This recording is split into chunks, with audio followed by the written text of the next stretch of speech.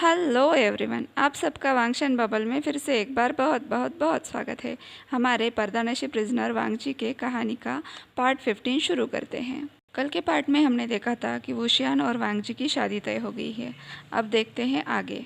ये पूरा समय वुशियान को काटने को दौड़ रहा था, लेकिन फिर भी उसे अपनी सिंसियरिटी दिखानी थी, इसलिए वो चुपचाप एंसेस्टर हॉल में उस व्यक्ति के लिए खड़ा था जिसने उसका दिल चुराया था।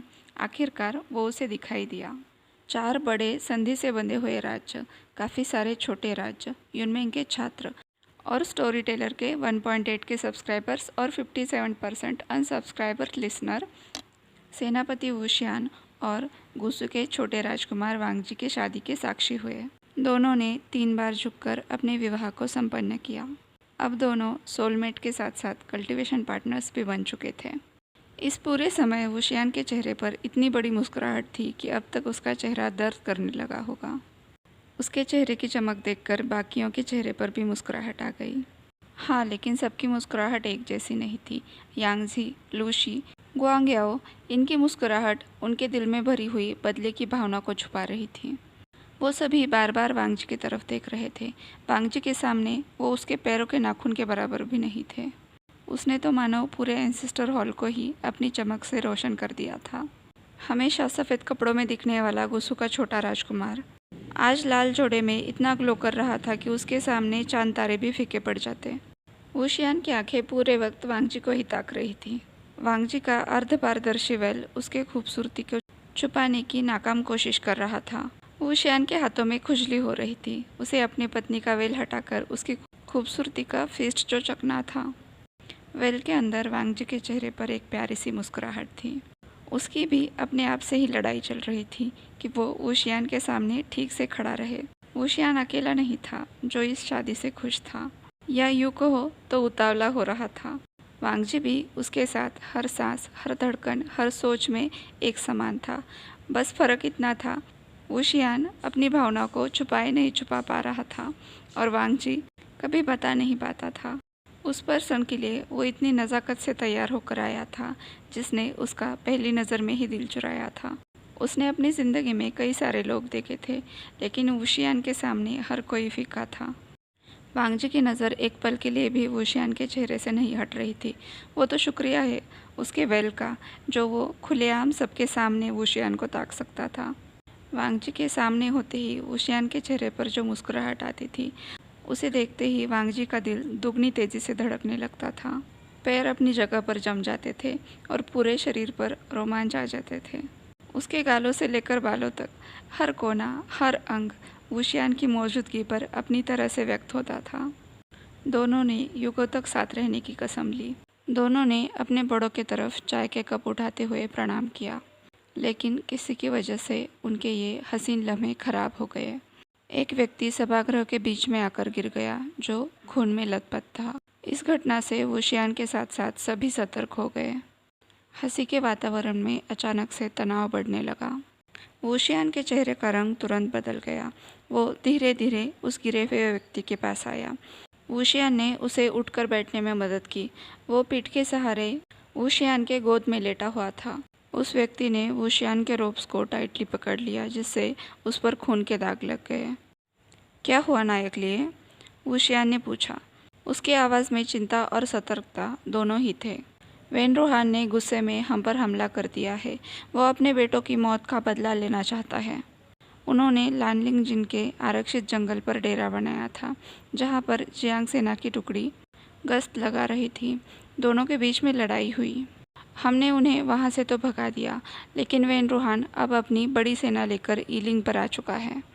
नायक लिए ने अपनी आंखें बंद करने से पहले वुशियान को पूरी सूचना दे दी, जिसके बाद उनकी सांसें उनका साथ छोड़ गई।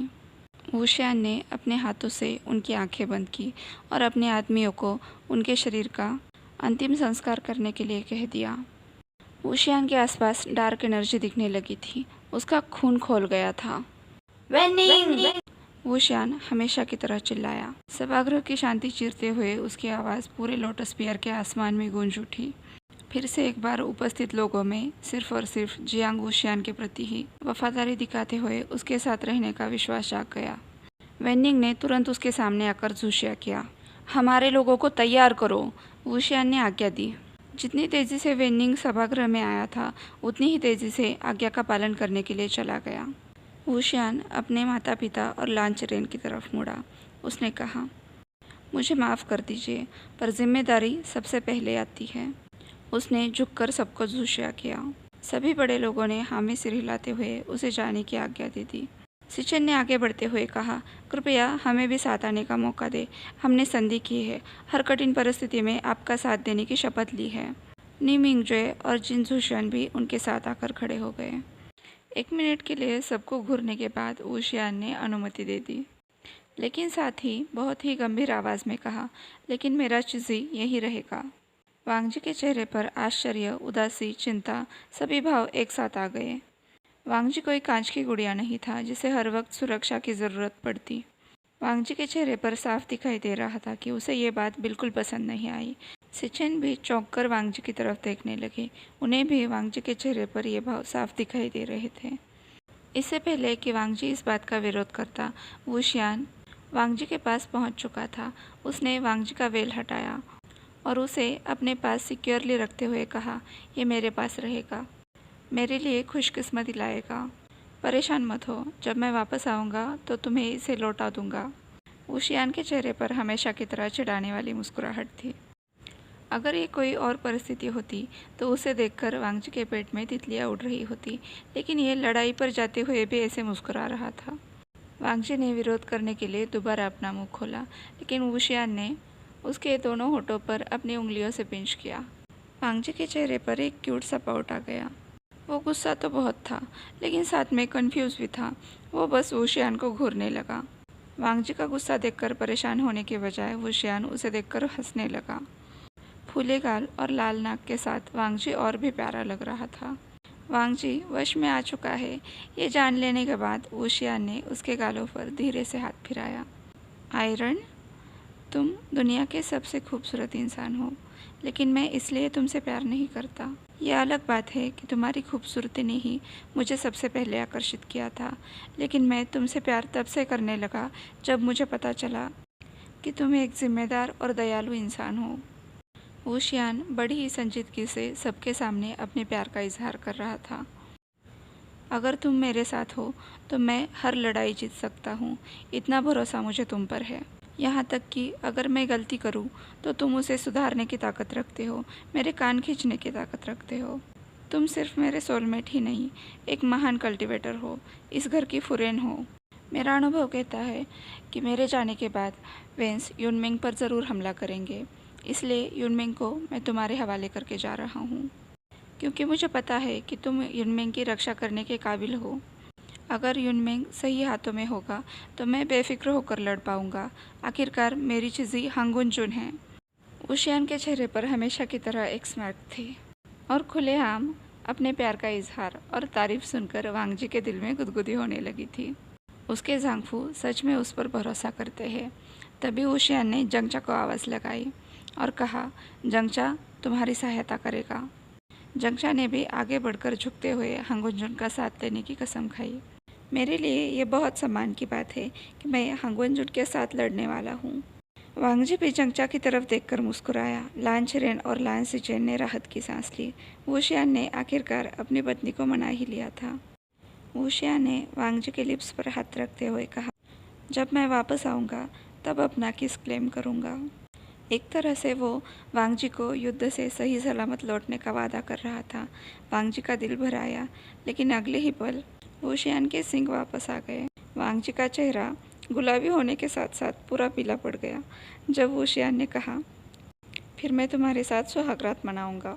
वांगजी की तो सांस ही अटक गई, लेकिन वुशियान इतना शांत था कि जैसे उसने कुछ किया ही ना हो। जियांग फेंगमियान ने अपना गला साफ करते हुए अपने बेटे को ये एहसास दिलाया कि सभी लोग अभी भी उनके आसपास हैं। हमेशा की तरह लान चरेन की सांस अटक गई। सिचेन मुस्कुरा दिए और जंगचा आंखें रोल करते हुए अपने भाई के शेमलेसनेस का साक्षी हुआ। 2 दिन हो चुके थे। वुशियान अपनी सेना लेकर यिलिंग के लिए निकल गया था। वांगजी बिचेन को युद्ध के लिए तैयार कर रहा था। उसकी तेज आंखों में वुशियान से किए गए वादे का निर्धार झलक रहा था। तभी उसने एक आवाज़ सुनी, घुसपैठिए, युनमेंग में घुसपैठिए घुस चुके हैं। वुशियान सही था।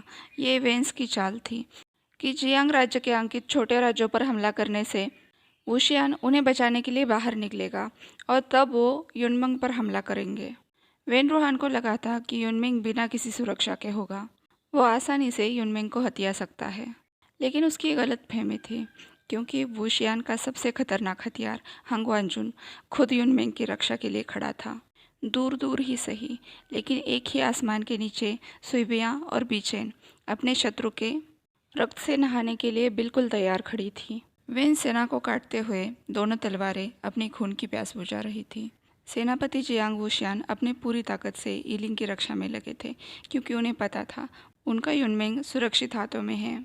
कुछ घंटों की घमासान लड़ाई के बाद आखिरकार वेन रूहान का सर धड़ से कटकर जमीन पर गिर चुका था और इधर हंगवानजुन ने युनमिंग का मोर्चा संभाला हुआ था। उसने अब तक वेन सेना के एक भी सिपाही को लोटस पियर में कदम नहीं रखने दिया था। भीषण शत्रु को तब तक काटती रही जब तक उनका मोर्चा पूरी तरह से टूटकर बिखर नहीं जाता। एक रात में ही वेन राज्य पूरी तरह से नेस्तनाबूद हो चुका था। शादी के तुरंत बाद सुहागरात मनाने के बजाय ये नया नवेला जोड़ा युद्ध में एक दूसरे का साथ देकर असली सोलमेट होने का मतलब दुनिया को सिखा रहा था। ये दोनों वही सोलमेट्स थे जिनका इंतज़ार पूरी दुनिया कर रही थी। आज के लिए बस इतना ही। जानती हूँ ये पार्ट छोटा है, लेकिन कल के पार्ट में वुशियान वापस आने वाला है, तो उसे अभी तक इंटैक्ट रखते हैं। तो फिर कल मिलते हैं। तब तक के लिए अपना ख्याल रखिए। मेरे चैनल को सब्सक्राइब कीजिए। वीडियो पसंद आया हो तो लाइक, शेयर एंड कमेंट कीजिए और वांगशन बबल में खुश रहिए। Thank you.